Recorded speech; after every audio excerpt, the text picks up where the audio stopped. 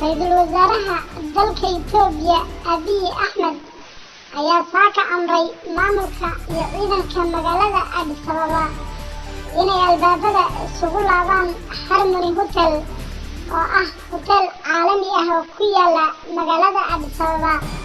maadaama ay leeyihiin shakhsiyaad ka soo jeeda qowmiyadda Tigreego. waxaa deganaa xilliga albaabada la isugu laabayay hotelkan boqolaal ajaanib ah oo ka kala yimid dunida daafaheeda, madax hay-adeed, safiiro iyo qunsullo arkayay sida ay wax u dhacayeen, markhaati iyo goobjoogna ka ahaa booliska magaalada oo si bilaa xormo ah ula dhaqmaya mas-uuliyiinta iyo shaqaalaha hotelka, islamarkaana qol walba gelayay oo khasab kaga saarayay dadka degan hotelka macal ajaanibtii. waxaa xusid mudan in shakhsiyaadka iska leh hotelkan sida naloo xaqiijiyey aan lagu haynin wax dembi ah oo ay galeen, islamarkaana aysan qayb ka ahayn jamhadda TPLF,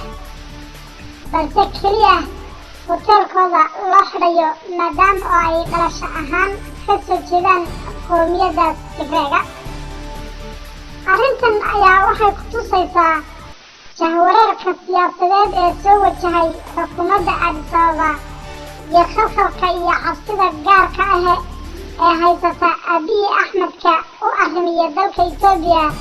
tan iyo inta uu dagaalka waqooyi dhacay. waxaadna arkaysaa ra'iisul wasaaraha Itoobiya oo mararka qaarkood ku hadlaya hadallo aan macquul ahayn isaga oo fagaarayaal dowladeed ka soo jeedinaya, sida hadalkii maalinkii dhaweyta uu ku dhawaaqay ee ahaa in golaha wasiiradu ay iyagu wataan gawaadhida xafiisyadooda, islamarkaana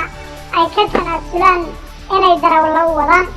taasoo caddaynaysa inuu ra'iisul wasaaruhu cabsi aad u badan qabo oo macal darawalladiisa ah, islamarkaana uu hooskiisa ka didayo kuna kalifayo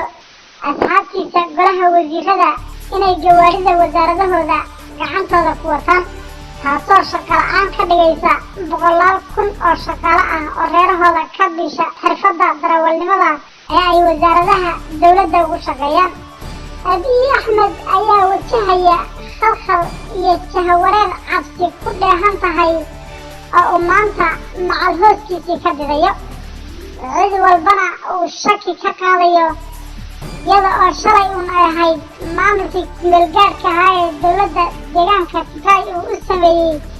kadib markii laga qabsaday deegaanka Tigray ee ay la wareegeen ciidamada xoogga Tigreega ee jamhadda mayalka adag ee TPLF ka amar qaata,